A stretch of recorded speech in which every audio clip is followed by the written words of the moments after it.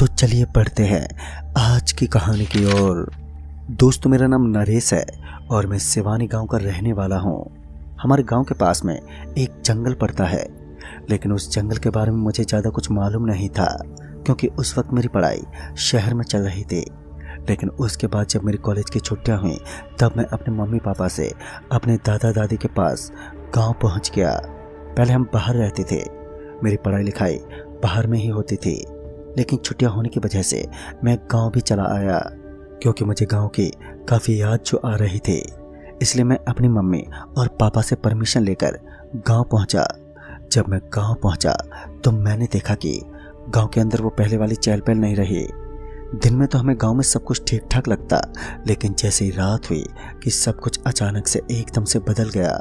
चारों ओर सन्नाटा सा पसर गया, मानो किसी भयानक ताकत ने गांव के पूरे शोर को अचानक से खत्म कर दिया हो। चारों ओर सन्नाटे के गूंजने की आवाज ही सुनाई देती, लेकिन उस सन्नाटे के अंदर भी जो सबसे हैरान कर देने वाली बात थी वो ये थी कि गांव का कोई भी शख्स रात के 8 बजे के बाद अपने घर से बाहर नहीं निकलता था। मैंने एक दिन यह सब नज़ारा देखा तो मैं सीधा अपने दादाजी के पास पहुंचा और दादाजी को अपने मन की दुविधा बताई। तो दादाजी ने मुझे बताया कि इस गांव के अंदर एक ऐसा राक्षस का साया है जो कि बहुत ही खतरनाक होने के साथ साथ बहुत ही प्यासा भी है। फिर दादाजी ने मुझे बताया कि उस राक्षस का नाम है द्रव, क्योंकि सिर्फ इंसानों का खून पीकर उन्हें हमेशा हमेशा के लिए ख़त्म कर देता है। वो एक नौजवान होने की वजह से मुझे भूत प्रेत पर कितना विश्वास होना चाहिए यह मुझे बताने की ज़रूरत नहीं है, क्योंकि शहर के लोग कभी भी ऐसी बातों पर विश्वास नहीं करते और मुझे भी इन सब पर विश्वास नहीं था। और उसके बाद मैंने उस गांव में रात में सैर करने का तय कर लिया। मेरे दादाजी ने बताया कि इस गांव से लगभग 2 किलोमीटर तक एक रास्ता पड़ता है। उस पूरे रास्ते में द्रव राक्षस का साया है। वह राक्षस इतना खतरनाक है कि कोई भी रात में 8 बजे के बाद अपने घर से बाहर नहीं निकलता। उसके साथ ही मेरे दादाजी ने बताया कि वह राक्षस सबसे पहले इंसान की खोपड़ी तोड़ देता है और उसके अंदर खून पीने के बाद उसके शरीर सहित गाड़ देता है। दादाजी की बातें सुनने में मुझे काफ़ी मज़ेदार लग रही थी, लेकिन इस पर विश्वास करना बहुत ही मुश्किल था। उसके बाद मैं उस दिन रात को तो आराम से सो गया, लेकिन दूसरे दिन मेरे खुरापाती दिमाग ने काम करना शुरू कर दिया और फिर मैंने अपने कुछ दोस्तों को भी अपने साथ ले लिया। मैंने सबसे पहले तो उसी गांव के कुछ लड़कों को विश्वास दिलाया कि ऐसी कोई भी चीज़ नहीं होती, यह सिर्फ दिमाग का एक भ्रम होता है। वह लोग भी मेरी बातों को आसानी से मान गए। उसके बाद हमने दूसरे दिन ही ये तय किया था कि हमें आज रात उस पूरे रास्ते पर चक्कर लगाएंगे। लेकिन जब रात के लगभग 9 बजे तब हमारी मीटिंग शुरू होने वाली थी। वहाँ पर सिर्फ 4 ही लोग पहुँचे, एक तो मैं और मेरे 3 बहुत ही करीबी दोस्त। हमें समझ में ही नहीं आया कि आखिर बाकी लोग क्यों नहीं आए।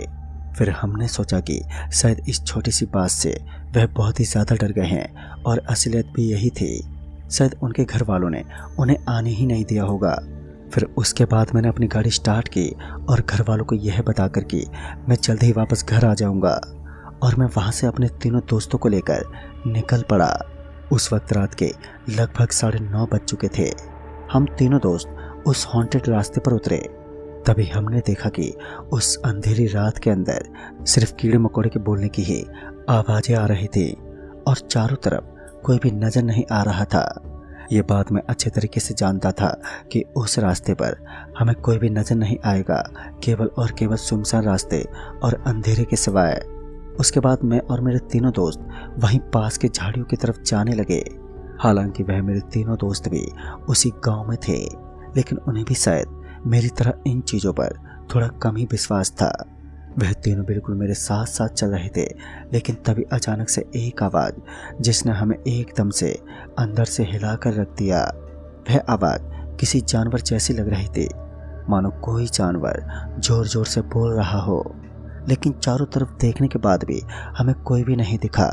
हमें लगा कि यहाँ पास में जंगल है, तो ऐसे में यहाँ पर ऐसी आवाज़ों का आना कोई बड़ी बात नहीं थी। लेकिन नवीन, जिसको अब डर महसूस होने लगा, नवीन हमें एकदम से बोल पड़ा, अब हमें इस जंगल से निकल जाना चाहिए, मुझे कुछ ठीक नहीं लग रहा है। लेकिन मैंने नवीन की बात काटते हुए कहा, अरे यार, घबराने की कोई बात नहीं है, यह ज़रूर किसी जंगली जानवर की आवाज़ है जिसकी वजह से तेरे अंदर एक अलग ही डर बैठ गया है। लेकिन नवीन मेरी बात को मानने को तैयार ही नहीं था और फिर अचानक से किसी के ज़ोर ज़ोर से कदमों के पटकने की आवाज़ें हमें साफ साफ सुनाई पड़ने लगी। फिर नवीन बोला, मैंने कहा था ना मुझे कुछ ठीक नहीं लग रहा है। फिर मैंने कहा, अबे पागल, कोई ज़रूर जंगली जानवर ही होगा। लेकिन अब नवीन बहुत ही बुरी तरीके से घबरा चुका था। मैंने उसे काफ़ी समझाने की कोशिश की, लेकिन तभी अचानक से सड़क पर हमने एक साई को देखा।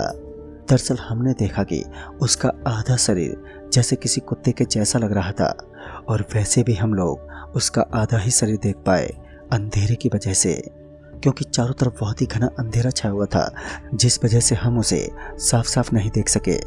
लेकिन उसकी चमकती हुई 2 आंखें हमने देख ही ली थी। वह चीज़ अचानक से ही जंगल की तरफ चली गई। हमारी लाइट की रोशनी की वजह से हमें सिर्फ उनकी 2 आंखें ही चमकती हुई ज़रूर नजर आईं, लेकिन बाकी का पूरा शरीर हम देखने में असमर्थ रहे।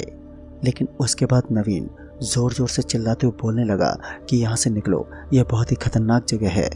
लेकिन मेरा शैतानी दिमाग और भी खतरनाक बन चुका था, क्योंकि अब मुझे उस चीज़ को देखना था जो कि अभी अभी जंगल में दाखिल हो रही थी। तभी मैंने गाड़ी स्टार्ट की और उन तीनों को लेकर मैं उस जगह पर पहुंच गया जहां से वह कुत्ते जैसा कुछ जानवर उस जंगल के अंदर घुसा था। लेकिन जब हम लोग उस जगह पर पहुंचे तो हमने देखा कि वहां पर तो कोई भी मौजूद नहीं था। फिर मुझे लगा कि शायद वह जंगल के एकदम अंदर दाखिल हो चुका है। मैं तो जंगल में जाने को तैयार था, लेकिन मेरे साथियों ने बिल्कुल मना कर दिया, इसलिए मैंने भी जंगल के अंदर जाने का प्लान कैंसिल कर दिया। मैं वहीं पर खड़ा होकर उसी का इंतज़ार करने लगा, जो कि अभी अभी जंगल के अंदर दाखिल होते हुए हम सभी का ध्यान अपनी तरफ खींच रहा था। हम कुछ देर तक तो वहीं खड़े रहे, लेकिन फिर भी हमें ऐसी कोई भी चीज़ नज़र ही नहीं आई जिसके बारे में गांव वालों का कहना था। और फिर जब मुझे लगा कि यहाँ पर कुछ भी दिखाई नहीं देने वाला, तो मैं अपनी बहादुरी के साथ गाड़ी को स्टार्ट करता हुआ वापस गांव की तरफ रवाना होने लगा। लेकिन तभी अचानक से हमें ऐसा लगा कि हमारी गाड़ी के पास से कोई बहुत ही तेज़ी से गुजरा है, लेकिन हमें वहाँ पर कुछ साफ साफ नज़र ही नहीं आया। हमें सड़क के बीचों बीच एक ऐसा खौफनाक दृश्य दिखा जिसे देखने के बाद किसी की भी रूह कांप उठे।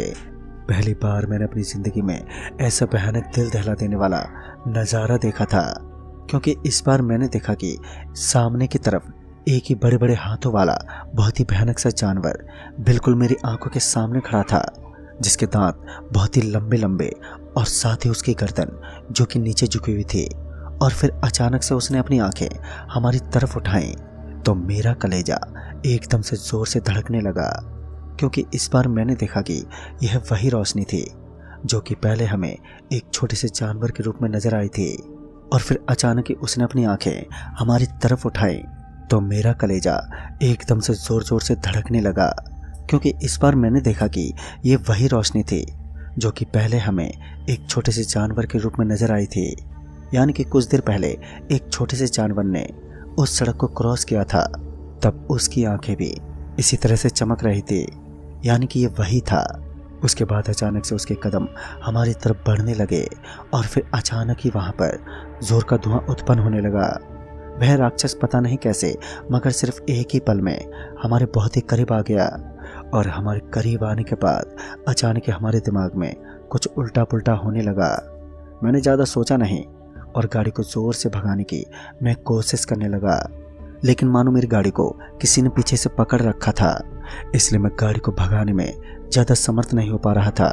लेकिन तभी अचानक ही वहाँ पर हमारी आंखों के सामने काला काला अंधेरा सा छाने लगा। हमारी गाड़ी भी एकदम से बंद पड़ गई और गाड़ी के बंद होने के बाद जब सब कुछ एकदम नॉर्मल हुआ तो हमने देखा कि सभी के हाथ पैरों पर किसी चीज़ के निशान बने हुए थे। लेकिन नवीन अभी भी भगवान हनुमान जी की मूर्ति को अपने गले से लगाए उसे जकड़कर बैठा हुआ था, यानी कि वह राक्षस अब वहाँ से जा चुका था। लेकिन अभी हम यह नहीं जानते थे कि वो वापस कब आएगा, क्योंकि वह एक शैतानी ताकत थी और वह एक राक्षसी शक्ति थी, तो ऐसे में उनका आना बिल्कुल तय था। लेकिन अब हम जल्द से जल्द वहाँ से गांव पहुँचने वाले थे, लेकिन मैंने गांव जाना बिल्कुल भी ठीक नहीं समझा। जैसा कि मैंने सुना था कि उस गांव से लेकर इस कच्चे सड़क तक उस राक्षस का साया है, तो मैं गांव तो बिल्कुल भी नहीं जा सकता। और मैंने यही सोचकर गाड़ी को पीछे के रास्ते की तरफ मोड़ दिया। लेकिन उस रास्ते को भी मुझे लगभग 1 किलोमीटर की दूरी तय करनी थी। फिर मैंने गाड़ी को ब्रेक लिया और फिर जल्दी से गाड़ी को भगाने लगा। लेकिन तभी मेरी नज़र गाड़ी के कांच में पड़ी तो वह राक्षस बिल्कुल हमारी गाड़ी के पीछे पीछे भाग रहा था। हम तो वैसे भी काफ़ी ज़्यादा चोटिल हो चुके थे, क्योंकि उस राक्षस ने अपने हाथ पैरों के नाखून से हम पर हमला जो किया था। लेकिन उसके बाद हम लगातार गाड़ी को भगाते हुए उस रास्ते पर पहुंच गए जहां से हम आसानी से बचकर निकलने में कामयाबी हासिल कर सकते थे। हम लोग किसी तरह उस 1 किलोमीटर के रास्ते को तय करने के बाद उस जगह पर पहुंच गए जहां पर हमारा बचना लगभग तय था। फिर उस दिन किसी तरह उस भयानक राक्षस से हमारी जान बच पाई। लेकिन उसके बाद मैं उस जगह से वापस उस गांव के अंदर दाखिल नहीं हुआ। आज तक मैं उस गांव में कभी भी नहीं गया। भले ही वह मेरी जन्मभूमि है, लेकिन मैं उस गांव पर जाने से आज भी कतराता हूँ। लेकिन उस दिन उस राक्षस ने हम पर हमला क्यों नहीं किया? क्योंकि वह चाहता तो उस दिन हमारी मौत भी कर सकता था। लेकिन शायद उस दिन नवीन के गले के अंदर हनुमान जी की मूर्ति डली हुई थी, जिस वजह से हमारी जान बच गई। दोस्तों, वह मेरे लिए काफ़ी था और साथ ही उन दोस्तों को भी, वरना उनकी मौत का भी जिम्मेदार मैं ही होता। तो दोस्तों, इस कहानी में बस इतना ही। कहानी आपको पसंद आई हो तो लाइक शेयर जरूर करें और साथ ही हमें कमेंट बॉक्स में ज़रूर बताएं। तब तक के लिए बाय एंड टेक केयर।